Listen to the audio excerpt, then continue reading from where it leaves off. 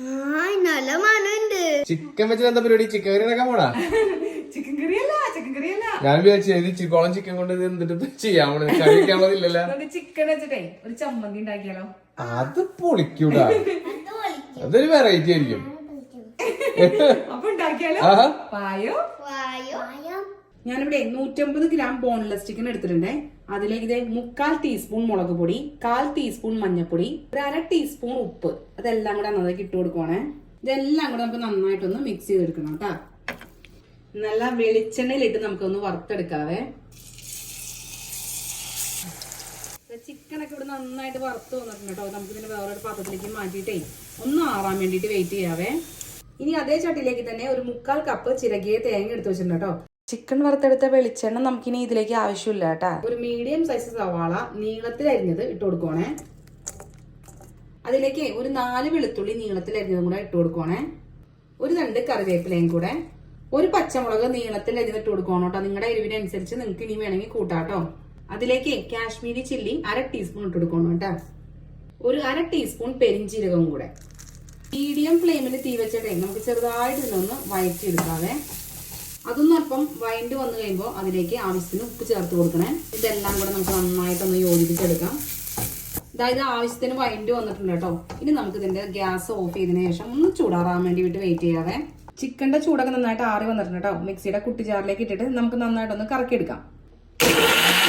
നമ്മൾ നേരത്തെ വഴറ്റിയെടുത്ത സംഭവം കൊണ്ട് എല്ലാം തന്നെ ചൂടാറിയിട്ടുണ്ട് കേട്ടോ. അപ്പൊ അത് വേറൊരു മിക്സി ജാറിൽ ഇട്ടിട്ട് നമുക്ക് നന്നായിട്ടൊന്ന് അരച്ചെടുക്കാവേ. ഇതാ നന്നായിട്ട് തന്നെ അരഞ്ഞ് കിട്ടിയിട്ടുണ്ട് കേട്ടോ. നമുക്ക് വേറൊരു പാത്രത്തിലേക്ക് മാറ്റാവേ. നമ്മൾ നേരത്തെ മിക്സിയിൽ അരച്ച ചിക്കൻ കൂടെ അതിലേക്ക് ആഡ് ചെയ്ത് കൊടുക്കണം കേട്ടോ. ഇനിയാണ് മോനെ സംഭവം. നമുക്ക് ഇതെല്ലാം കൂടെ നന്നായിട്ടൊന്ന് മിക്സ് ചെയ്യാം. ഇതാ ഇതുപോലെ ഇങ്ങനെ ഒരു ഉരുളയാക്കി വെച്ച് അതിന്റെ മേളിലേക്ക് ഇങ്ങനെ ഒരു കറിവേപ്പിലയും കൂടെ വെച്ചിട്ട് നമുക്ക് ചോറിന്റെ കൂടെ ഒന്ന് ടേസ്റ്റ് ചെയ്ത് നോക്കിയാലോ? പിന്നെ എന്താ സംഭവം പൊളിയാണ്. ആ ചോറും ആ ചിക്കൻ ചമ്മന്തിയുടെ കൂട്ടിയാണ് കുഴച്ചാണ് കഴിച്ചു നോക്കി. അങ്ങനെയല്ല അമ്മ കാണിച്ചിട്ടാ.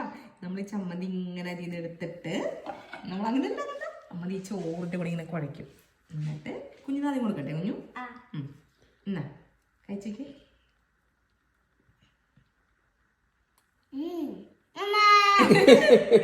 ഇനി കുറച്ചും കൂടെ ചമ്മന്തി എടുത്ത് നമ്മുടെ നീക്കുട്ടനെ.